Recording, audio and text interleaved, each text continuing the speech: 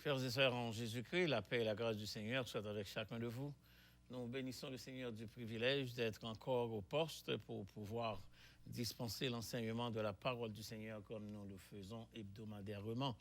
Depuis ce temps de confinement, nous dispensons les études bibliques en ligne et nous souhaitons que la majorité de nos frères et sœurs puissent en bénéficier de ces enseignements. N'oubliez pas qu'à partir de dimanche prochain débute la semaine que nous baptisons de semaine en contact avec le trône. Donc, il y aura service chaque soir à partir de 19h30 jusqu'à 8h30, jusqu'à 20h30, je m'excuse. Nous bénissons le Seigneur du privilège de pouvoir contribuer à votre édification au loin.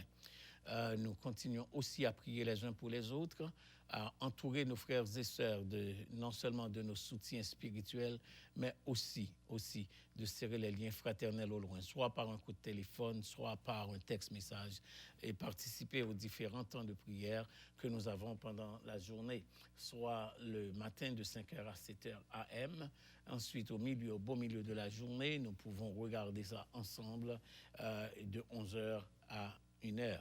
Il y a ce temps de prière auquel nous voulons vous inviter. Cela nous permet de garder notre persévérance au loin.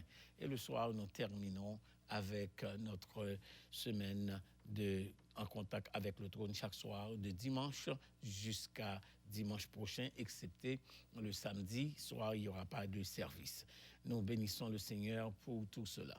Nous allons continuer notre temps d'enseignement sur le règne à venir de Christ. Ça veut dire, nous allons regarder ce que nous appelons l'eschatologie dans la christologie. Nous continuons la démarche que nous avons commencée depuis tantôt, quelques 3 semaines. L'eschatologie dans la christologie. Nous avions déjà établi ce que nous appelons le règne millénaire. Nous avions déjà établi ce que nous appelons l'enlèvement de l'Église. Nous avons déjà établi ce que nous appelons la fin du monde. Donc, ces trois éléments-là, ce ne sont pas les mêmes choses. Donc l'enlèvement de l'Église, la grande tribulation, le règne millénaire, et ensuite, on parle de la fin du monde. Donc, comprenons que l'ordre eschatologique se situe dans cette discipline. Quand nous parlons du règne à venir de Christ, étant donné que nous allons regarder ensemble ce que nous appelons en contact avec le trône, donc le règne à venir parle de l'exercice de l'autorité éternelle de Christ en tant que roi. Donc, si vous voulez, nous allons pouvoir regarder ensemble le royaume, le roi, la royauté. Le royaume, le roi, la royauté. Maintenant, pour royauté, ça prend trône.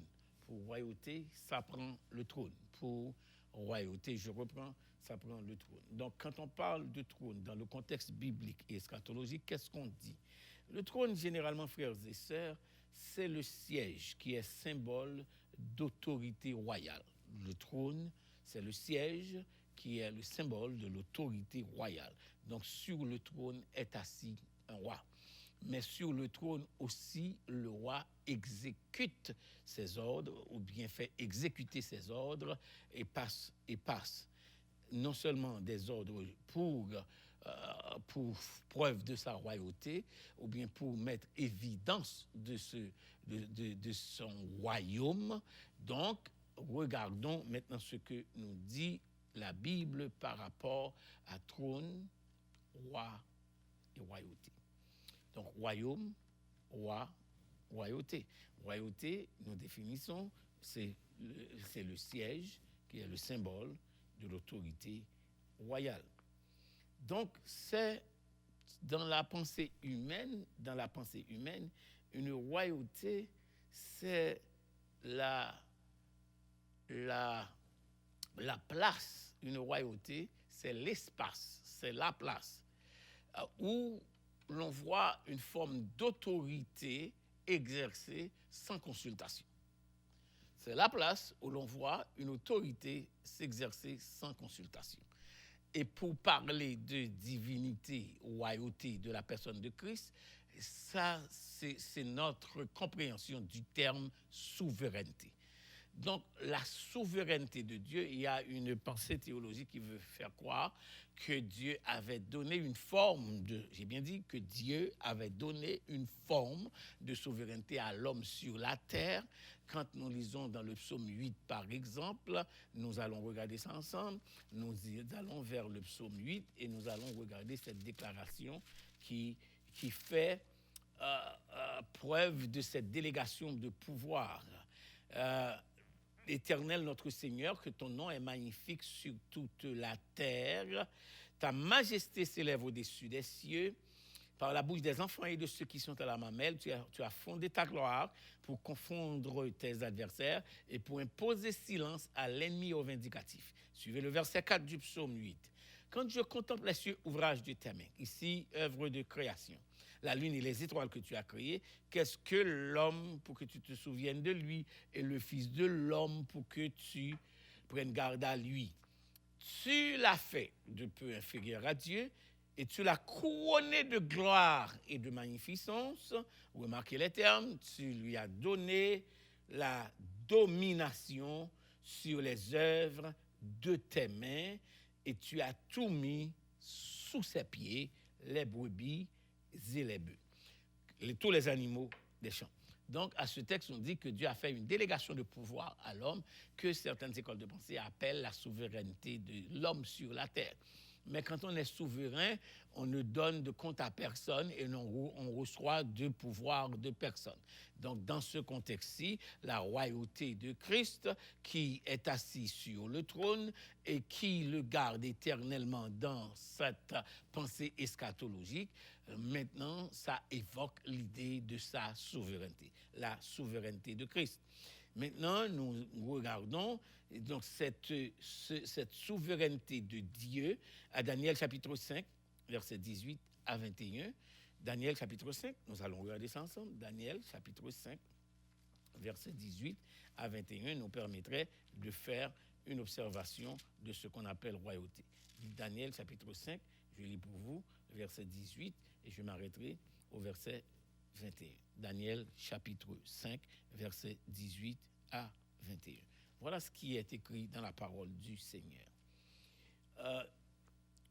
J'ai appris que tu peux donner des explications, ça c'est le roi qui s'adresse à Daniel, et résoudre des questions difficiles. Maintenant, si tu peux lire cette écriture et m'en donner l'explication, tu seras revêtu de pourpre, tu porteras un collier d'or à ton cou et tu auras la 3e place dans le gouvernement du royaume. Daniel répondit en présence du roi, garde tes dons et accorde à un autre tes présents. Je lirai néanmoins l'écriture au roi et je lui donnerai l'explication. Verset 18. Ô roi, tu es le Dieu suprême.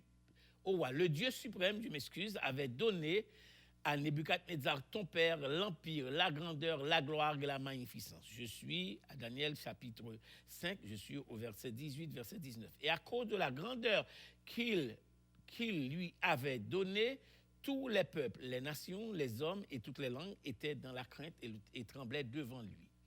Le roi faisait mourir ce qu'il voulait et il laissait la vie à ce qu'il voulait. Il élevait ce qu'il voulait et il abaissait ce qu'il voulait.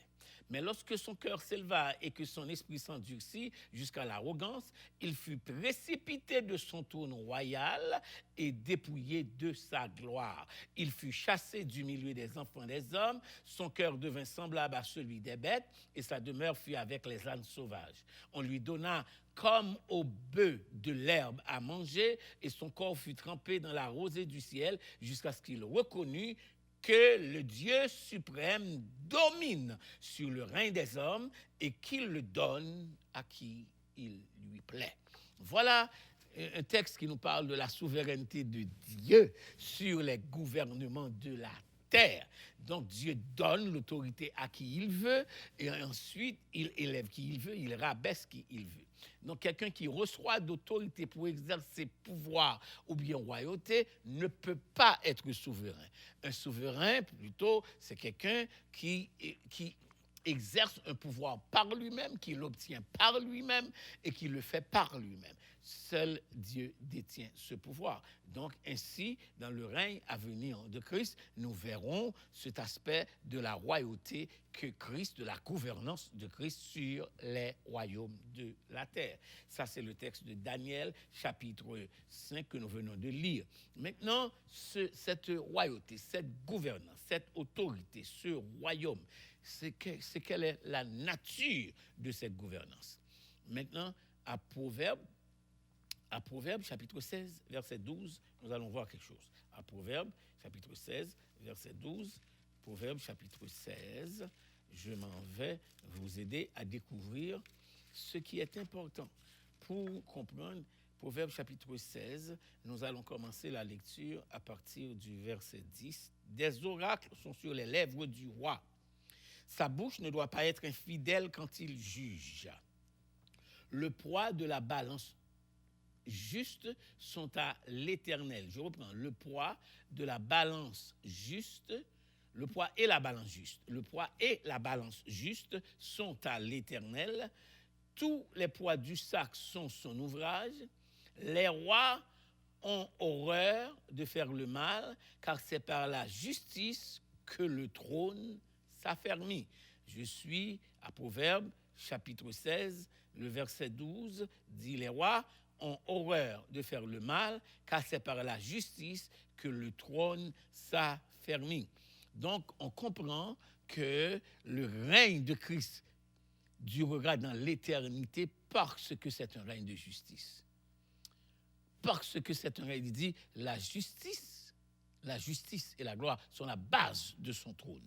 Donc ainsi, nous comprenons, frères et sœurs, que si le trône s'affermit par la justice, voilà pourquoi la Bible nous dit que le règne de Christ est un règne éternel, parce que ça s'affermit par la justice. Quand on parle de royauté, de gouvernance, d'autorité, donc on comprend que seul Christ peut y exercer souveraineté. Maintenant, est-ce que ce règne, cette royauté, cette autorité, cette gouvernance, ce leadership, ce royaume que Christ exerce sur les nations, est-ce qu'on a une idée de l'ampleur de cette royauté? Est-ce qu'on a une idée de la gloire de cette royauté? Est-ce qu'on a une idée comment est-ce que cette royauté s'exerce? Voyons une description qui nous est donnée à Isaïe chapitre 6. À Isaïe chapitre 6 parlant du trône de Dieu. Isaïe chapitre 6, je m'en vais vous lire les 6 premiers versets. Un texte très connu que l'on évoque surtout dans les cultes d'adoration pour débuter ce qu'on appelle le temps d'invocation. Isaïe chapitre 6, je m'en vais vous lire les 6 premiers versets. L'année de la mort du roi Osias, l'année de la mort du roi, regardez royauté, je vis le Seigneur assis sur un trône très élevé. Donc, une vision du trône, de la royauté, du gouvernance. Remarquez bien, le texte commence par dire l'année de la mort du roi Osias. Il dit, je vis le Seigneur assis sur un trône. Donc, le terme Seigneur ici du grec, c'est le kurios, ce qui signifie autorité ou bien maître, qui signifie aussi non seulement autorité maître, mais qui établit idée de souveraineté. Je vis le Seigneur assis sur un trône très élevé. Ici, il y a le kurios, mais aussi il y a le Adonai. Il y a le Dieu qui est le El Elyon, je m'excuse. Le El Elyon, le Adonai, le Seigneur, le El Elyon, l'élevé. Et ensuite, il dit, je vis le Seigneur assis sur un trône très élevé. Donc, le règne de Christ serait le règne le plus élevé, serait le règne de la Seigneurie éternelle, l'année de la mort du roi, la Seigneurie éternelle. Ensuite, le Seigneur, c'est l'Adonai. Et ensuite, il dit très élevé, donc c'est le El Elyon. Dans le texte d'Ésaïe 6, nous avons trois appellations de la gouvernance, de l'autorité, de la royauté éternelle de Christ. 1, le Seigneur le kurios. 2, il est assis sur un trône très élevé, c'est le El Elyon. Donc comprenons, il dit, le Seigneur est assis sur un trône très élevé. Regardez bien, les rois portent vraiment le costume, l'habillement, qui reflète la royauté. Il dit les pans de sa robe. Les pans de sa robe remplissaient le temple. Maintenant, à l'intérieur, c'est moi que vous me suivez ici, c'est à l'intérieur du temple que l'Éternel donnait à Ésaïe la vision de la royauté, de la gouvernance, de la souveraineté, de l'autorité de Christ. Maintenant, voyons la splendeur, le décor, le protocole autour de ce roi et de ce trône. Il est sur un trône très élevé. 1, 2. Des séraphins se tenaient au-dessus de lui. Ici, on va avoir l'image du tabernacle dans son lieu très saint où se trouvait le propitiatoire, où 2 séraphins se donnaient face à face sur le propitiatoire et couvraient de leurs ailes le propitiatoire. Et si vous lisez Exode chapitre 25, à partir du verset 25, vous verrez que l'Éternel disait, c'est là que je me rencontrerai avec vous du haut du propitiatoire. Ici, depuis le tabernacle, le trône est élevé. Maintenant, si vous lisez l'évangile de Matthieu, dans l'événement de la résurrection, on nous dit qu'au matin de la résurrection, on a vu 2 anges, l'un était au pied et l'autre était à la tête. Donc, le propitiatoire était transporté dans le tombeau parce que l'heure de la royauté était venue pour que Jésus prenne le contrôle et l'autorité.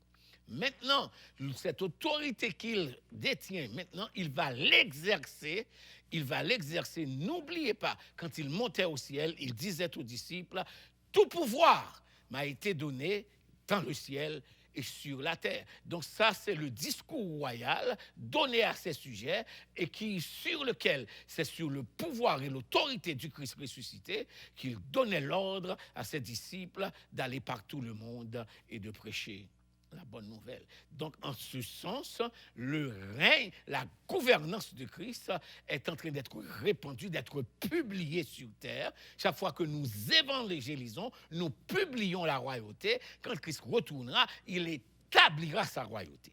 Donc, le texte nous dit, les séraphins se tenaient au-dessus de lui, ils avaient chacun 6 ailes, 2 dont ils se couvraient les pieds, la sainteté, 2 dont ils se servaient pour voler, ça c'est l'excellence, mais au début du texte, il dit, ils avaient chacun 6 ailes, 2 dont ils se couvraient la face, ça c'est la révérence. Donc, le royaume aura pour protocole la révérence, le royaume aura pour protocole la sainteté, et le royaume aura pour protocole l'excellence.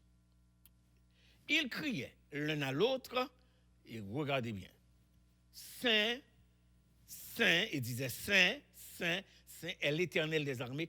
Toute la terre est pleine de sa gloire. La royauté sera aussi une royauté de sainteté et une royauté de la gloire.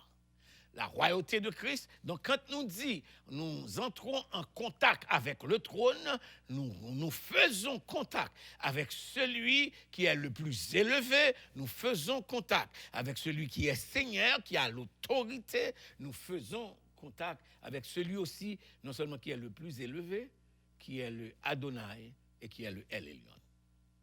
Ok, ceci étant dit, maintenant regardons au verset 3, après avoir crié l'un à l'autre la gloire, regardez ce qui s'est passé.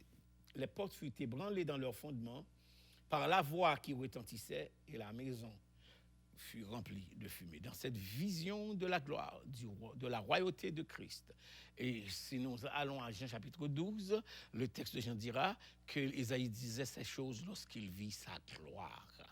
Donc, en contact avec le trône, dans ce temps de confinement, c'est établir le contact avec le Adonai, le Seigneur, c'est établir le contact avec le El Elyon, le Dieu qui est le plus élevé, le Seigneur qui est le Kurios. Entendons-nous, frères et sœurs, ça ne reste pas là. Cette royauté de splendeur que nous venons de voir dans le livre de Daniel, que nous venons de voir dans Ésaïe chapitre 6, maintenant, qu'est-ce qu'il fait? Allons à Daniel chapitre 4 et puis nous allons regarder dans cette royauté-là, qu'est-ce que Christ fait. Daniel chapitre 4, nous sommes à Ésaïe, nous allons faire un petit recul, nous allons à Daniel chapitre 4, Daniel chapitre 4, nous allons voir qu'est-ce qu'il va faire. au niveau de cette royauté. Qu'est-ce qu'il va faire? Daniel chapitre 4, je m'en vais vous lire à partir du verset 22 et j'arrêterai la lecture au verset 25. Daniel chapitre 4, verset 22. Daniel donnait l'explication d'une vision à nouveau. Verset 22, il dit, c'est toi, ô roi, qui est devenu grand et fort, dont la grandeur s'est accrue et s'est élevée jusqu'aux cieux, et dont la domination s'étend jusqu'aux extrémités de la terre. Le roi a vu l'un de ceux qui veillent et qui sont saints descendre des cieux et dire, abattez l'arbre et détruisez-le, mais laissez en terre le tronc où se trouvent les racines et liez-le avec des chaînes de fer d'airain parmi l'herbe des champs, qu'il soit trempé de la rosée du ciel et que son partage soit avec la bête des champs jusqu'à ce que 7 ans soient passés sur lui. Voici l'explication au roi. Voici l'explication au roi. Voici le décret du Très-Haut qui s'accomplira sur mon Seigneur le roi. On te chassera du milieu des hommes. Tu auras ta demeure avec les bêtes des champs. Et l'on te donnera comme au bœuf de l'herbe à manger. Tu seras trempé de la rosée du ciel. Le texte vient d'être lu tantôt. La rosée du ciel. Et 7 ans passeront sur toi jusqu'à ce que tu saches que le Très-Haut domine sur le règne des hommes et qu'il donne à qui il lui plaît et l'ordre de laisser le tronc où se trouvent les racines de l'arbre signifie que ton royaume te restera quand tu reconnaîtras que celui qui domine est dans les cieux. Voilà, une fois de plus, ça c'est de cette autorité, de cette royauté, suivant Daniel, que nous venons de lire ici, Dieu gouverne sur tous les royaumes. Donc ce n'est pas simplement au règne de Christ que nous verrons une gouvernance éternelle, mais nous verrons cette autorité éternelle que Dieu est en train d'exercer sur les gouvernances de la terre, en sorte que, j'aimerais que vous me suivez ici, quand l'arrogance des hommes de la terre tireront à leur paroxysme, quand les chefs d'État, quand ceux-là qui ont l'autorité aujourd'hui veulent révoquer Dieu, veulent étendre leur pouvoir au-delà de toute révérence pour celui qui de toute éternité règne, alors s'établira le royaume éternel et mettra fin à la gouvernance de l'homme. Il y a aussi quelque autre chose à réaliser. Ce n'est pas simplement Dieu gouverne, à Daniel chapitre 4, verset 35. À ce même Daniel chapitre 4, nous descendons jusqu'au verset 25. Nous allons au verset 34, au verset 35, nous allons voir quelque chose. Daniel chapitre 4, au verset 34 et verset 35. Daniel chapitre 4, verset 34. Après le temps marqué, moi, Nebuchadnezzar, je levai les yeux vers le ciel et la raison me vint. J'ai béni le Très-Haut, j'ai loué et glorifié celui qui vit éternellement, celui dont la domination est une domination éternelle et dont le règne subsiste de génération en génération. Daniel, chapitre 4, verset 34. Maintenant, verset 35. Tous les habitants de la terre ne sont à ses yeux que néants. Il agit comme il lui plaît avec l'armée des cieux et avec les habitants de la terre. Il n'y a personne qui résiste à sa main et qui lui dise « Que fais-tu » En sorte que, frères et sœurs, peu importe ce que peut être cette pandémie, peu importe ce que peut être l'origine, sa source ou son objectif. Donc, il y a un Dieu qui domine, il y a un Dieu qui règne, il y a un Dieu dont l'éternité, c'est l'espace de son trône et de sa royauté. Donc, paix certaine, les enfants de Dieu qui sont des agents de ce royaume n'ont rien à craindre parce qu'ils sont membres du royaume éternel. C'est Bonhoeffer qui dirait dans son ouvrage Qui dominera le monde que le chrétien est citoyen de 2 patries. En sorte que quand l'arrogance humaine ou l'autorité des humains semble être à son comble et accouchera une indécence qui mettra Dieu à sa colère finale et ainsi exécutera de ce trône éternel l'établissement de cette autorité sur terre. D'où, voilà ce que nous devons comprendre, saisir et agir en conséquence. C'est de ce trône-là que chaque fois que nous entrons dans la présence du Seigneur dans la prière, l'auteur de l'Épître aux Hébreux dit, approchons-nous donc avec assurance. Nous nous approchons du El Elyon, nous nous approchons du Kurios, nous nous approchons de celui qui est le plus élevé. Ainsi, le trône, ce sera un trône aussi de justice. Allons au psaume 9, nous allons lire le psaume 9 et ensuite nous allons lire Apocalypse chapitre 22 qui nous apporte à saisir la royauté dans sa gouvernance, dans son exercice. Psaume 9 nous permet de faire un petit exercice qui est assez clair. Je lis pour vous Psaume 9, nous allons regarder jusqu'au verset 8, ce n'est pas un trop long psaume. Je lis à partir du verset 4. Je louerai l'Éternel, verset 2, de tout mon cœur. Je raconterai toutes tes merveilles. Je ferai de toi le sujet de ma joie et mon allégresse. Je chanterai ton nom au Dieu très haut. Maintenant, le El Elyon revient. Mes ennemis reculent, ils chancellent, ils périssent devant ta face. L'autorité du El Elyon. Car tu soutiens mon droit et ma cause. Tu sièges sur ton trône en juste juge. Donc, si la fidélité et l'équité sont la base de ce trône, le texte nous dit le jugement qui sera exercé de ce trône vient du juste juge. Maintenant, qu'est-ce qu'il fera? Le verset 6. Tu châties les nations. Une image de ce que Jésus-Christ fera dans le règne millénaire. Tu détruis le méchant. Tu effaces leur nom pour toujours et à perpétuité. Et c'est dans ce temps où Christ régnera avec son Église, le verset 7, plus d'ennemis, des ruines éternelles, des villes que tu as renversées. Leur souvenir est anéanti. Et le verset 8 confirme, l'Éternel règne à jamais, il a dressé son trône pour le jugement.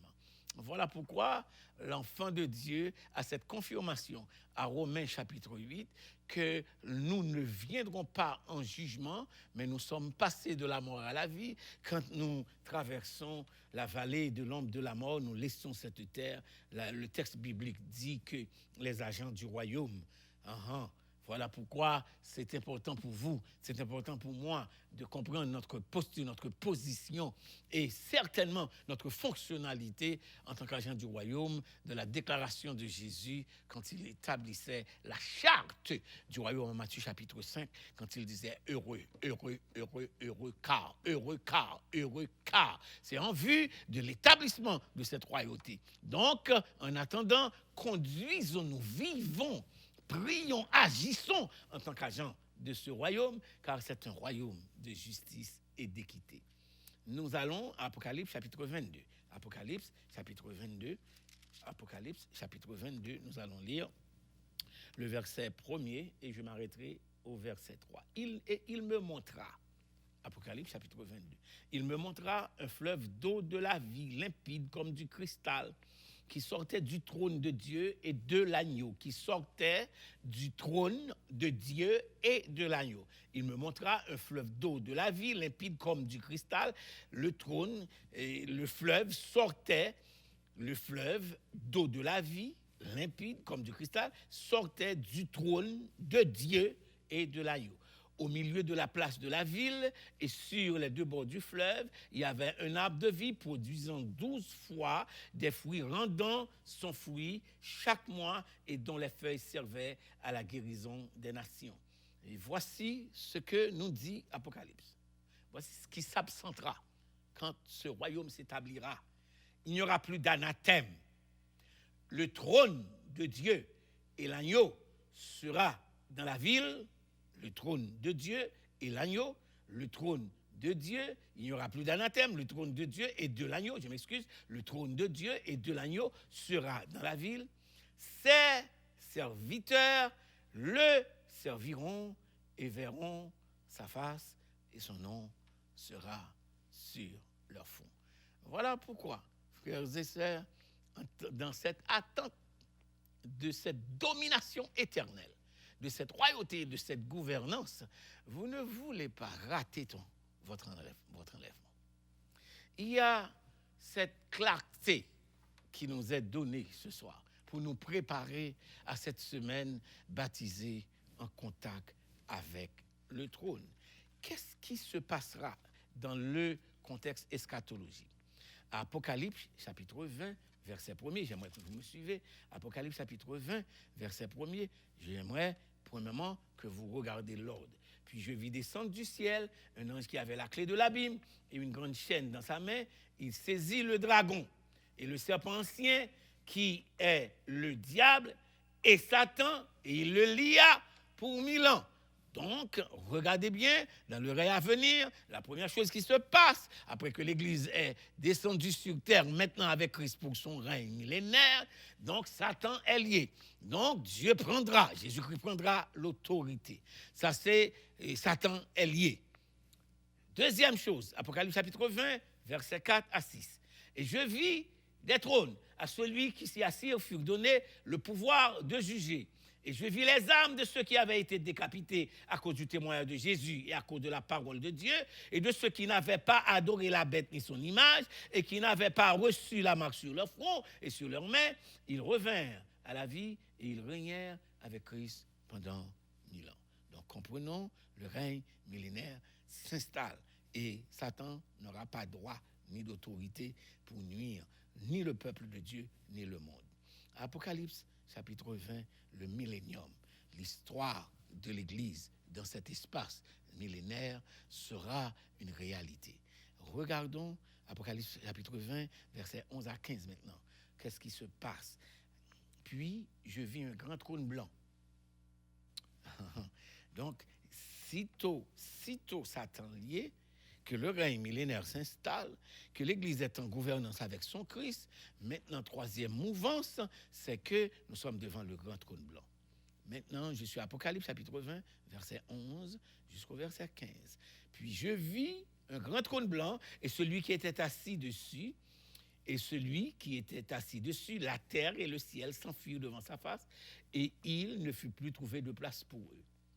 Et je vis les morts, les grands et les petits qui se tenaient devant le trône. Des livres furent ouverts et un autre livre fut ouvert, celui qui est le livre de vie. Et les morts furent jugés selon leurs œuvres, d'après ce qui était écrit dans ces livres. Le verset 13 dit, écoutez, ce qui se passe devant le grand trône blanc, c'est le jugement du grand trône blanc. Ce n'est pas pour vous. J'aimerais une fois de plus mettre cette clarté. Le jugement du grand trône blanc n'est pas pour l'Église. Maintenant, regardez bien. Qu'est-ce qui est arrivé? La mer rendit les morts qui étaient en elle. La mort et le séjour des morts rendirent les morts qui étaient en eux. Et chacun fut jugé selon ses œuvres. Et la mort et le séjour des morts furent jetés dans les temps de feu. C'est la seconde mort, les temps de feu. L'exercice de cette royauté mettra fin quand il exerce son jugement sur les morts grands et petits. Et voilà ce que confirme Apocalypse chapitre 20, verset 15. Quiconque ne fut pas trouvé écrit dans le livre de vie fut jeté dans les temps de feu. Pour ceux-là qui vous disent que l'enfer n'existe pas, pour ceux-là qui vous disent que la Bible, que Dieu confirme que la miséricorde de Dieu durera toujours, je vais répéter à nouveau. Si Dieu est tout bon, il doit être tout juste. S'il est tout aimant, s'il est tout miséricordieux, s'il est tout gracieux, il doit être tout juste. Le Dieu de grâce, je crois vous l'avoir dit plusieurs fois, si vous l'avez refusé, le petit enfant qui était à Bethléem, si vous l'avez refusé, la royauté qu'il introduisit quand il marchait sur le petit âne à Jérusalem, eh bien, vous n'aurez pas de choix que faire face à celui qui est assis sur le cheval blanc et qui vient avec autorité et gouvernance. Maintenant, celui que vous aviez refusé d'accepter comme sauveur, et votre Seigneur sera votre juge. Maintenant, qu'est-ce qui se passe après, pasteur? On est à Apocalypse, chapitre 20, verset 11 à 15. Maintenant, on va vers Apocalypse, chapitre 21. après le jugement du grand trône blanc, regardez la séquence. Puis je vis un nouveau ciel et une nouvelle terre, car le premier ciel et la première terre avaient disparu et la mer n'était plus. Je crois avoir expliqué cela dans une de nos études bibliques antérieures. Pourquoi il n'y aura pas de mer dans la Nouvelle Jérusalem, dans cette nouvelle ville. Puis je vis un nouveau ciel et une nouvelle terre, car le premier ciel et la première terre avaient disparu, parce que c'est le symbole de la séparation, de la division. C'est la mer. C'est le symbole aussi de l'impureté. Donc tout ce qui est image de division disparaîtra dans la nouvelle terre. Voilà pourquoi il n'y aura pas de temple. C'est des symboles de séparation. L'agneau est son temple. Donc on n'aura pas un temple ici, un temple là, un temple à New York. Non. Donc dans cette nouvelle terre, avec des nouveaux cieux, il n'y aura pas de mer. Il n'y aura pas de temple. La nouvelle Jérusalem. Apocalypse chapitre 21, verset 9. Je lis pour vous. Après, puis j'ai vu un nouveau ciel et une nouvelle terre.